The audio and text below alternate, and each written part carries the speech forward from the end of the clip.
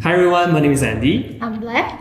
Welcome back to the H channel. So today, as you can see, we're in a very special space. Right behind us, there's a big drum roaster, so you can probably guess where we are right now. So behind the backdrop of a decades-old Kopitiam culture, the third coffee wave, as it's called, has slowly been establishing itself within the community here in Penang.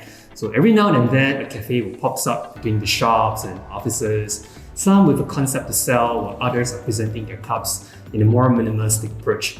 So amidst all the spirits of cafes, an ecosystem is also gradually being built behind the scene to ensure smooth flow from beans to cups. And among them, a roaster plays a very important role towards your cup of coffee too, perhaps even more than the barista. They have applied their keen sense of smell, sight, and as you might discover today, to hearing throughout the roasting process.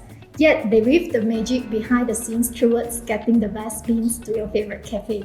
So for this episode, we will be talking to one of the most prominent roasters and suppliers of beans in Penang, Dennis from Tang Mission Roastworks. Please welcome Dennis.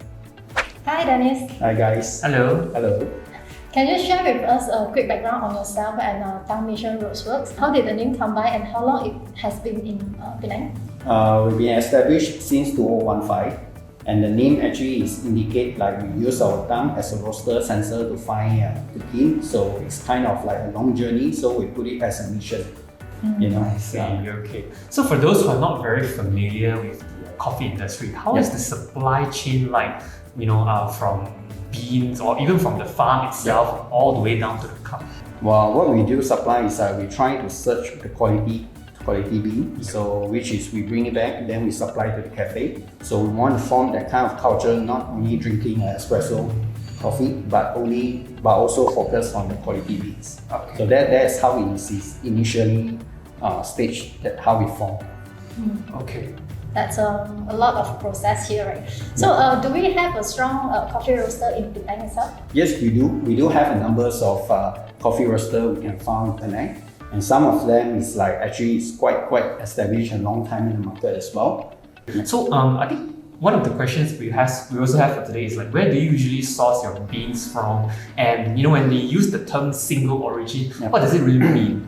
Single origins means like the coffee actually is from single estate or single country or single farm. Okay. So what we do is like usually we will deal with the exporter, or some of the roaster, if they have a relationship with the farmer, they can directly deal with the farm. Okay. So the process is usually we will get a sample, because coffee is an agricultural product. So usually they harvest every year. Okay. So when we get the sample, so we cut the sample and then we confirm the quantity. So usually the exporter, after all the paperwork and everything, so the coffee will be shipped directly to Malaysia.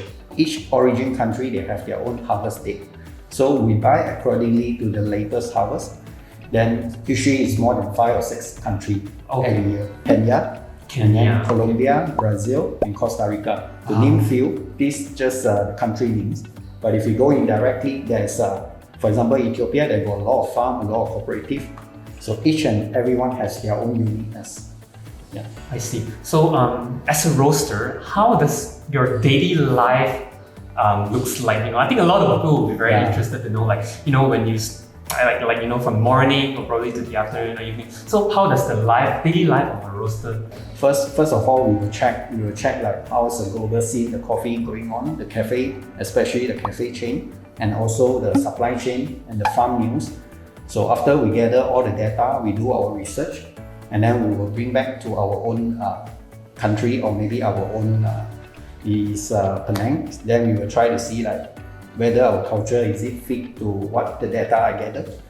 Yeah. So the daily life is like we decide only source coffee, and we need to drink a lot of coffee every day, and then we handle a lot of questions. It's part of life as well, because when we sell the coffee, a lot of enthusiastic home brewer. Oh yes. Then they would like to ask like what is the recipe, what's the brew method, and some of them will share with us how they do the coffee, and then how they feel when they drink the coffee and all that. So that's partly also part of the roaster life, I guess. Very interesting.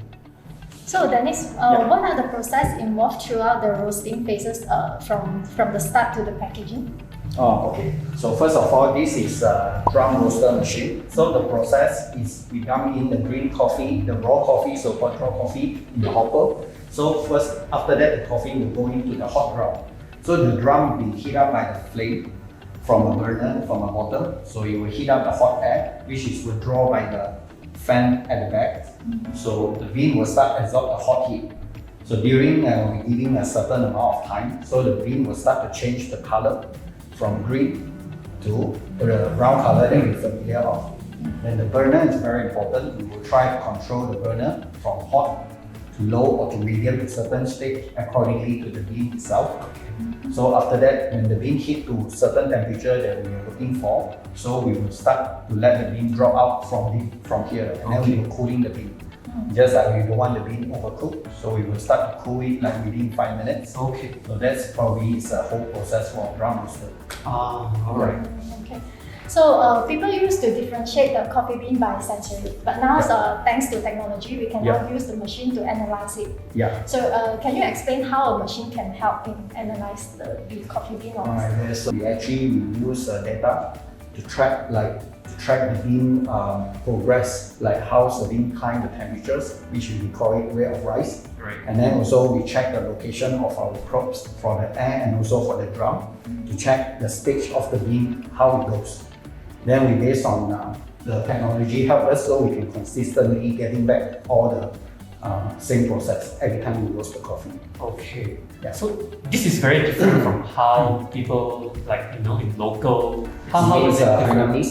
Hainanese, yes, the local Hainanese Hainanese coffee, coffee. yes, Usually the process is a little bit different because back then when they do the Hainanese coffee, they always go in with the sugar, and some they go in with the butter or some other grain things beside only using a coffee bean. Okay. Yeah, so there's a very, very long history. So compared to nowadays, what we do, the drum roaster is almost we didn't add anything to the coffee because we want the bean itself to show their own unique characteristics in the cups. Yes. So it's a lot of, it's totally different. So yes, kind of like I wouldn't say evolved, but probably a different roasting method. Yeah, I should say it's a different drinking culture. Different drinking culture. Okay. So I think some of the questions that people were also very interested to ask, like, can local kopi O beans be used to make espresso drinks as well? Yes. It can. So for this, I probably can mention one of my friends at Chap Decor. So which is located at Auto City. Okay. In Pride, they are actually using local kopi O and then to do in espresso base. Oh, okay. Yeah, so happen you're there, then you can go and mix it. Okay. But on the reverse, can these specialty beans be used to make local kopi O as well? Yes. But will the taste differ a lot? Because the taste will not differ a lot because they are usually the traditional way of making already add a lot of things. Okay. So usually it will all taste the same. But the only thing different is the price point and the quality of the beans. Yeah, usually a traditional they won't use such like specialty grade coffee to do their product. Yeah. So do you have any special blend in Tang Mission? Yes, we do. Since 2015, we came out with a cafe blend called Kickstart Blend. So initially, why we do blend is like back then, if we want cafe to use single origin in the espresso, usually it's a little bit hard because the taste and the flavor profile is more adventurous rather than comfort. So do you have any personal favorite blend? No, at the moment, for me, if blend usually we look for me, I personally would like is taste balance, so which is not too sour or not too bitter. Another question. Is there any difference between light, medium, and dark roast? Yes. It's just like how we the food that we cook. The color actually is determined like how intense or how complex the food becomes. So the lighter the color, usually is we will get more enzyme, or I should say the origin flavor from the food that we are getting. Yeah, sometimes, but you need to take care of the balance. Sometimes the food is too light, it doesn't mean it's good. Sometimes if it's too dark, too well done, it doesn't mean it's good as well. So we will find a point like the bean, whether they suit light, medium or dark, we will find a point like the bean can show their own characteristic, and that is the point that we will stop the roast.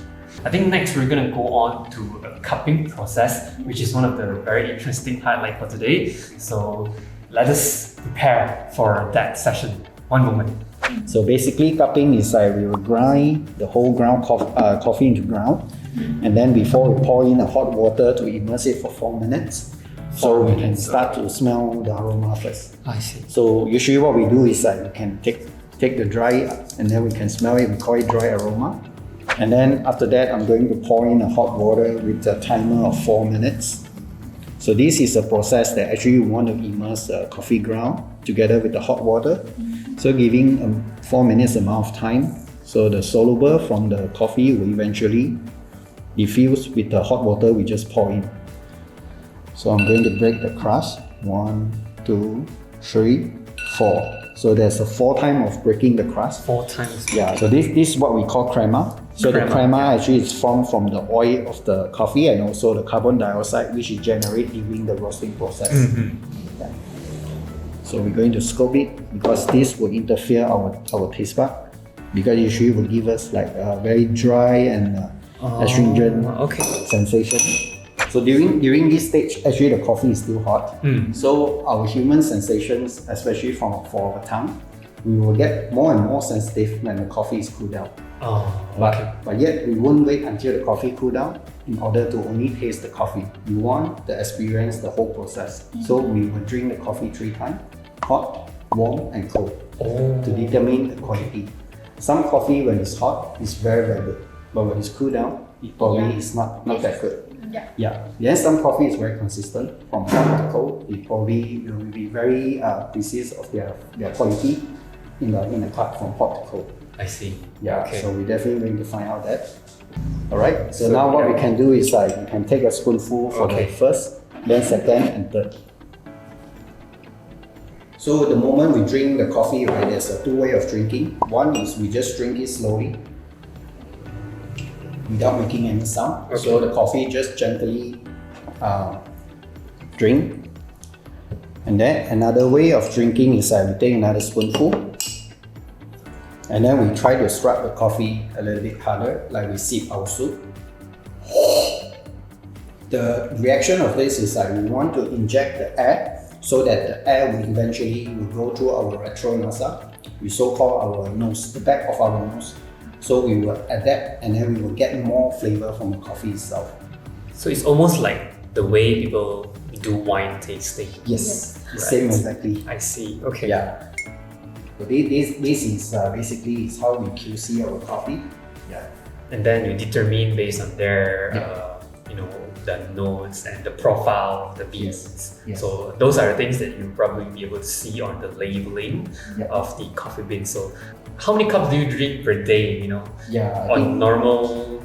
Yeah, we drink a lot. For me, I drink a lot of coffee. I think each day about 5, 6. 5, 6 full cups of coffee. I see. All right. Yeah. If including tasting, I think quite a lot. I can't come out figures. Yeah. But is there any tips for us, like those who can't drink too many coffee in a day, but they want to try different varieties in one day? Some cafe they are serving flat coffee. Flat coffee means that it's just a small amount of coffee, but they will serve you with like different type. Like they will serve you like in black, in milk, or even though some in ice. So before we come to the last part for today, we just have some few quick fire questions for you. Yeah. So we will just give you 2 options and then you choose among one of them. Right. Okay. So first one, black or white? White. Robusta or Arabica? Arabica. Light, medium or dark roast? Light medium. Espresso or drip? Espresso. No doubt. There's no time for you to think. You just everything that comes first to the mind. So thank you very much once again to Dennis. It's a great pleasure for us to have him here with us on the DH channel today. And don't forget to subscribe, like and comment on our video and to turn on the notification for our latest video. Okay, bye!